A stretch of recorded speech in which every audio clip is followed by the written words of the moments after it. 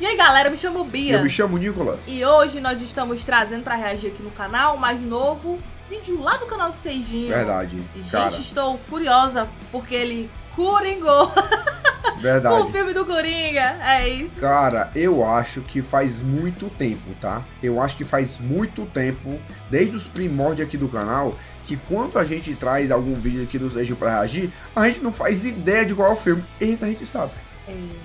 Esse a gente, mano, finalmente, porque se não for, tipo, pegar aquelas séries, sei lá, que é do que Pulso, de outra coisa, mano, 90% aqui do Seijinho é filme que ele foi assistir por livre vontade, né? Mas esse daqui, estou curioso pra saber qual é a visão dele, porque já trouxemos de outros canais e, cara, a galera detestou o filme. Vamos ver como é do Seijinho, porque pra ele, Coringa 2 é realmente uma piada. Então, simbora. Aproveita e se inscreve aqui no canal. Se você não é inscrito, deixa o like, que ajuda muito. Nos acompanhe também lá na Twitch. Tem live todo dia, às 18 e às 10 da manhã. E hype o vídeo aí. Parte pro react.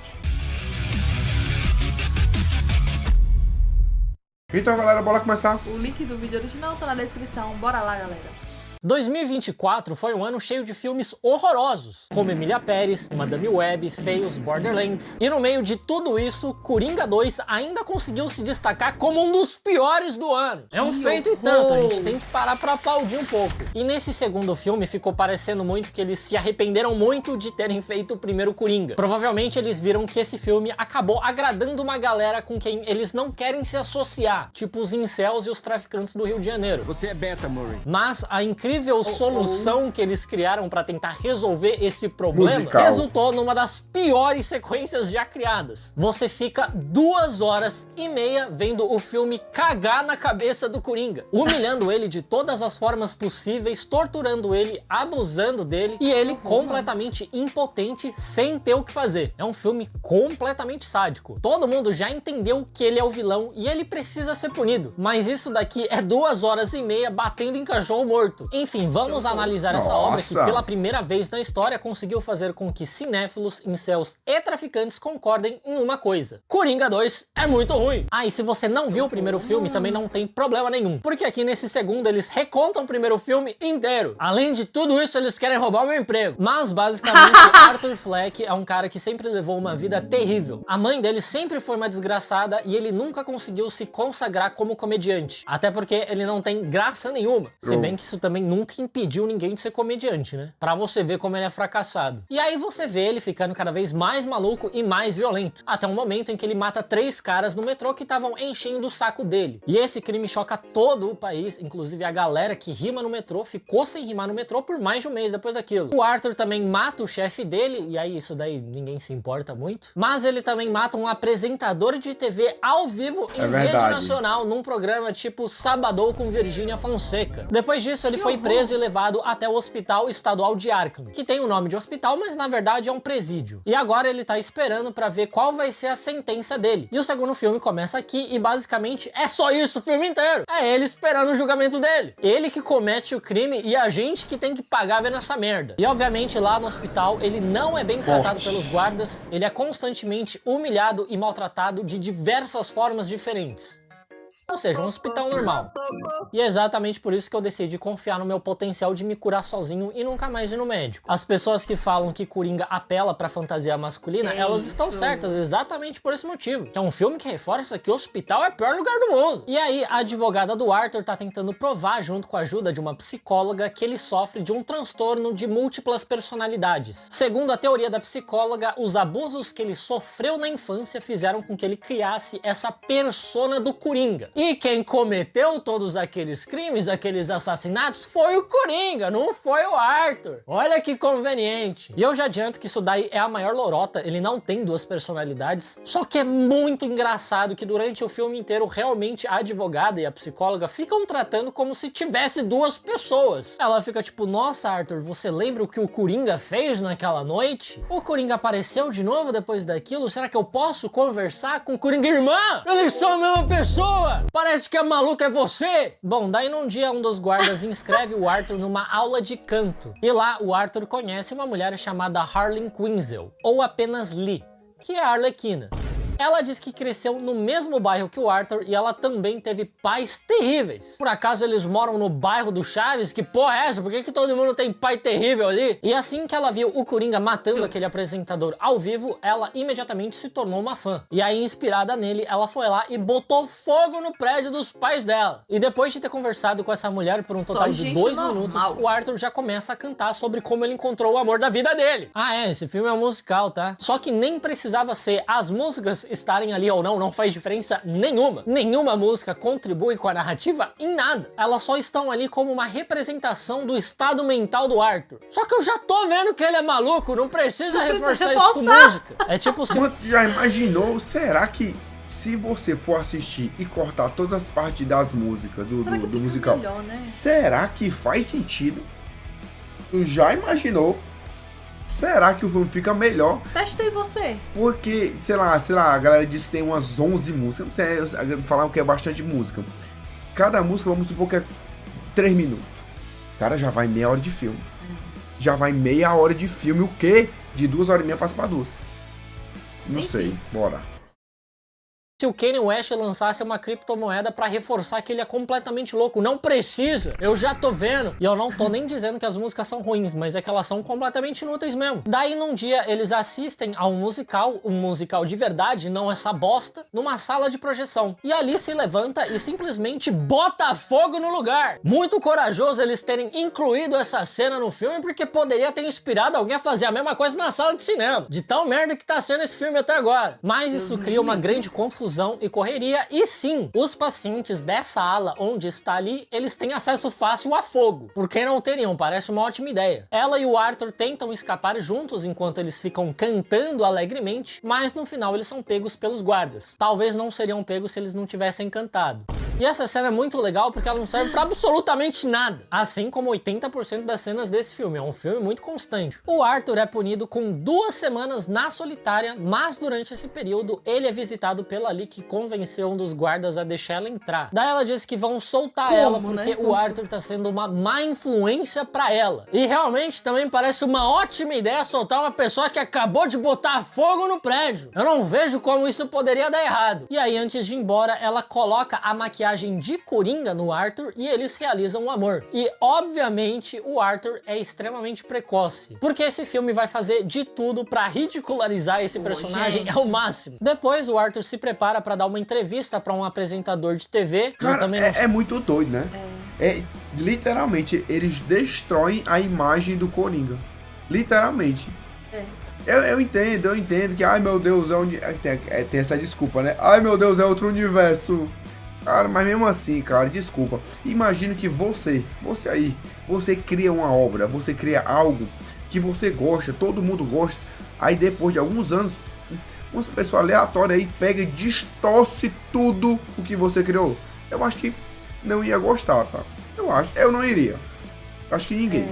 Mas, pode. Não sei como eles acharam isso uma boa ideia, tendo em vista o histórico dele com apresentadores de TV, e o Arthur ainda dá um beijo na advogada dele antes de ir ao ar. Numa clara alusão ao que ele faz ali no primeiro filme, durante a entrevista dele, ele também dá um beijo numa das convidadas. E aí você pensa, meu Deus, vai dar merda, ele vai enlouquecer de novo. E realmente... ele enlouquece. Só que dessa vez, ao invés de matar o apresentador de TV, ele canta uma linda canção em homenagem a Lee, por quem ele está perdidamente apaixonado. Cara, eu acho que até o apresentador teria preferido isso. E também teria sido muito mais engraçado se ele tivesse cantado Imagine, do John Lennon. Isso sim teria sido cinema, teria salvado esse filme da desgraça que ele foi. Será? Bom, finalmente o julgamento do Arthur se inicia e essa expressão que ele faz resume perfeitamente a experiência de assistir esse filme. Essa parte aqui é completamente arrastada, chata e não acontece porra nenhuma. Se não tivesse um monte de música a cada 5 minutos, realmente as pessoas iriam dormir. E aí você entende porque essa merda é um musical, né? O promotor de justiça do caso é o Harvey Dent, o famoso Duas Caras, que ainda não é o Duas Caras. Aqui ele só tem uma cara ainda, a de Twink.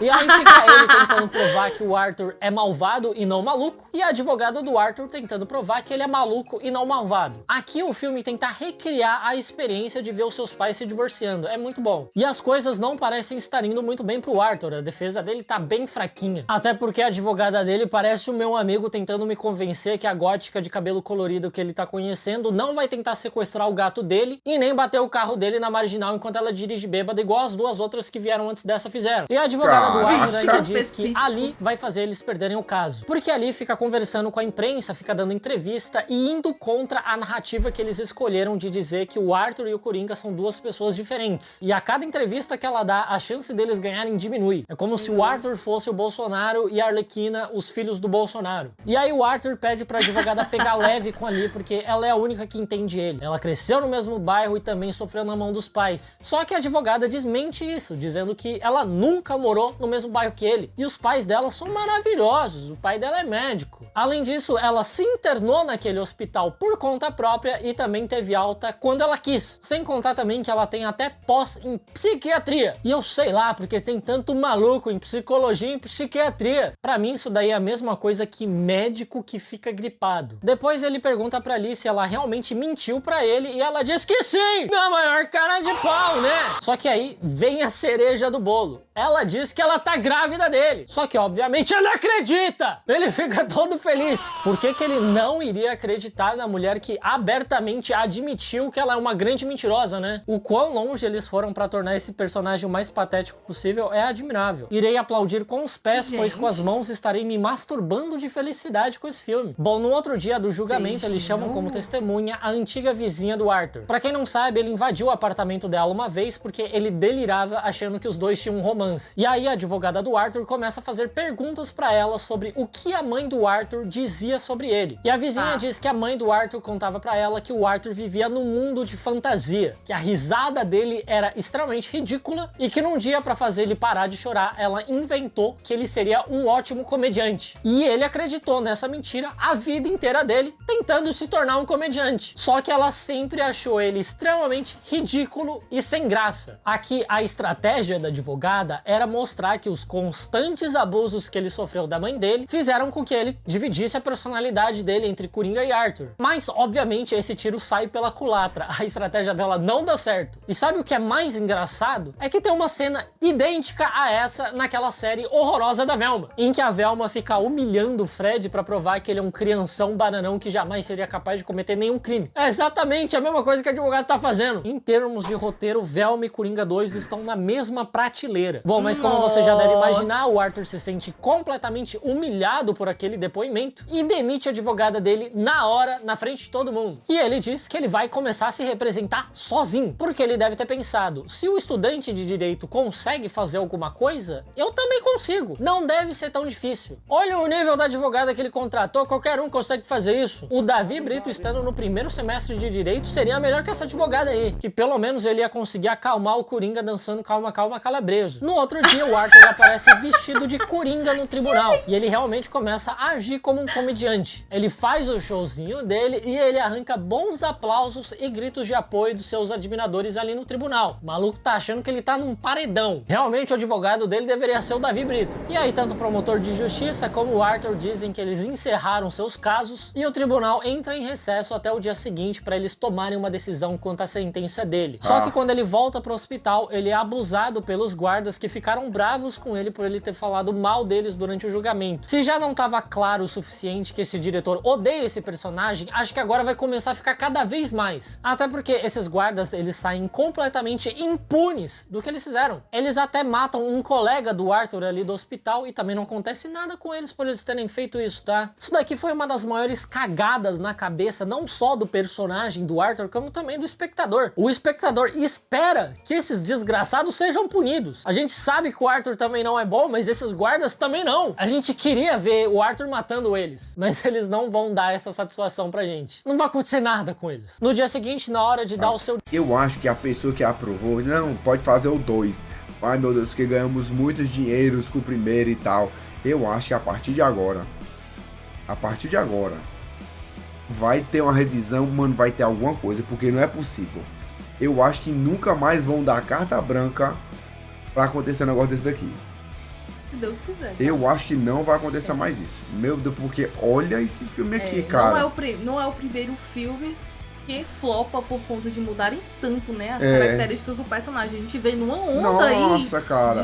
De filmes que não fazem o total sentido, que mudam os personagens, mudam muitas coisas. E eu acho que eles estão vendo que realmente não dá certo, né? Pelo menos eu espero. Cara, ó, depois dessa bomba aqui, e agora, recentemente, depois da Branca de Neve, o quê? Cara, eu acho que vão começar a prestar mais atenção, vão ver o que o diretor vai fazer, porque senão vai sair uma bomba dessa ou igual a da Branca de Neve aí, porque até então, até onde eu saiba, não conseguiu recuperar nenhum dinheiro que gastou. Meu Deus do céu, olha o rombo. Eu sei também. Meu Deus do céu, então bora nós. No discurso final, o Arthur disse que ele pretendia dar um discurso como Coringa, mas ele não consegue mais manter essa máscara. Porque o Coringa é confiante, o Coringa desafia as autoridades, ele mata quem fica no caminho dele. Mas ele não consegue mais sustentar essa máscara, ele admite que ele não é esse cara. Ele é apenas o frágil e patético Arthur Fleck. Eu nunca vi alguém tão arrependido de ter criado um personagem igual esse diretor. Nisso, a Arlequina, que veio toda vestida de Arlequina, também fica muito decepcionada com ele e vai embora do tribunal, porque ela gostava do Coringa e não do Arthur. Cara, será que o Joaquim Fênix pegou a esposa do diretor? Porque não é possível. O cara realmente vai acabar o filme sem nada e sem ninguém. E aí, enquanto eles leem a sentença dele, ele começa a rir descontroladamente por conta da doença dele. E as pessoas ficam revoltadas querendo arrebentar ele na porrada. Nisso, alguém simplesmente explode uma das paredes ali do prédio. Muita gente se fere, o próprio Arthur sai voando de um lado pro outro e o Harvey Dent fica com metade da cara dele arranhada. Só que assim, né, o Duas Caras, ele tem metade da cara dele em carne viva. Não é só esses arranhãozinhos aí. É engraçado demais ver a diferença de tratamento do diretor com o Harvey Dent e com o Coringa. No meio de todo esse caos, o Arthur se levanta e consegue sair do tribunal, e lá fora, um dos fãs do Coringa reconhece ele e coloca ele dentro de um carro. E aí eles ficam todos felizes, assim, falando que eles vão começar uma revolução, botar fogo em tudo. Só que quando o carro para num semáforo, o Coringa foge dali. Ele não quer saber dessa revolução, não, ele deixa os fãs dele pra trás. Daí ele vai até aquela escadona que tem no primeiro filme, onde ele ficou dançando, e encontra a Arlequina lá. Aí ele diz que agora ele tá livre e eles podem fugir juntos, começar uma vida nova com o filho deles, mas ela não quer isso. Ela só se interessa nele se ele for o Coringa. Cara, eu acho que nem o Batman odeia tanto o Coringa assim. E olha que o Coringa comeu a tia do Batman. Já tá até ficando meio cômico o quanto dá errado as coisas na vida desse cara. Parece aquele meme do jogo Heavy Rain que você tem que apertar os botões na hora que eles aparecem na tela. Só que se você erra, o seu personagem ele só fica tropeçando em tudo que aparece na frente. Esse filme é isso, durante 2 horas e meia. E aí a Arlequina vai embora e a polícia prende de novo ele. Num outro dia, lá no hospital, os guardas chamam ele dizendo que ele recebeu visita, só que no meio do caminho, um outro paciente para ele e pede pra contar uma piada pro Arthur. E ele conta uma piada muito parecida com a que o Arthur conta no programa de TV antes de matar o apresentador, que termina daquele jeito: você vai ter o que você merece, um negócio assim. E aí o rapaz apunhala o Arthur várias vezes no abdômen. E a essa altura do campeonato, surpreende alguém que vai ser assim que o filme vai terminar? Depois de cuspirem na cara dele durante esse filme inteiro, te surpreende que vai ser assim que ele vai morrer? Eu fico surpreso que isso daí não aconteceu antes. Lá na marca de, sei lá, 1h30 de filme ele morre e o resto do filme é só com a Arlequina. Eu tô surpreso que ele conseguiu durar as 2 horas e meia. Isso daí é uma conquista a se comemorar. E aí, enquanto o Arthur fica se agonizando no chão, esse rapaz começa a cortar a própria boca dele com a faca, dando a entender que ele é o verdadeiro Coringa. Ou seja, não só eles mataram o Coringa, como eles também estão tentando dizer que esse nunca foi o Coringa. Mas se esse não é o Coringa, por que caralhos tem 2 filmes dele? Quem que é esse maluco? Por que eu fiquei mais de 4 horas vendo um filme de um cara aleatório? Que porra é essa, velho? Que cagada colossal é essa? No final, o filme realmente mete essa: o verdadeiro Coringa são os amigos que nós fizemos pelo caminho. Como é possível isso? Isso aqui realmente é um pedido de desculpas de 2 horas e meia pelo que foi o primeiro filme. Gente, esquece aquilo lá. E é exatamente por isso que o único Coringão continua sendo o Todo-Poderoso Timão. Cara, quebrei. Fala sério. Quebrei com esse final porque não esperava. Muito bom. Não esperava. Ele falar assim: mano, eu tô assistindo filme de quem? 2 filmes de quem, mano, quem é que eu tô assistindo aqui o filme, Mas cara? faz sentido a reflexão dele, Faz né? sentido, Que o cara matou e começou... Tá, faz sentido. então ele matou pra se tornar um novo Coringa. Será que a intenção era de finalizar com esse ator e fazer uma nova era de um novo Coringa diferente, coisas novas? Até onde eu saiba, que quiseram meter, sabe o quê? Tu lembra do Coringa lá, do filme do Cavaleiro das Trevas? Ele não tem aquelas marcas aqui, ó. Tem. É por esse aqui. Porque na história do Coringa, não é o pai dele que faz, né? Não tem nada não. É quem transforma o Coringa no Coringa é o Batman.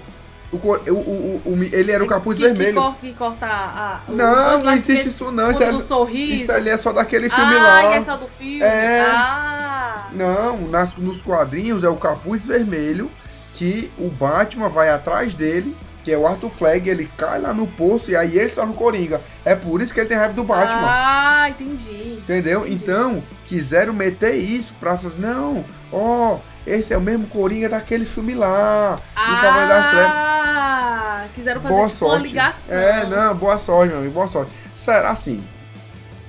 A ideia foi legal? Foi. Só que tem muita ideia legal que ninguém sabe colocar pra frente, né? Aqui, ó. Esse aqui é um filme desse. A ideia do Coringa é legal. Só que, como o Sejão acabou de falar, meu amigo, misericórdia. Eu tô assistindo o filme de ninguém, porque a gente nem sabe quem é ele, se é o Coringa e não é o Coringa. Como é que pode? Não sei. Se você sabe, deixa aí nos comentários. E assim, esse negócio de, não, vamos fazer uma referência ao Cavaleiro das Trevas. Será que você compra? Será que comprou? Meu amigo, não me compra nem a pau, mano. Não tem como comprar esse negócio. Mas se você acha da hora, deixe também nos comentários, belezinha? Então, galera, é isso. Estamos ficando por agora e... Até a próxima.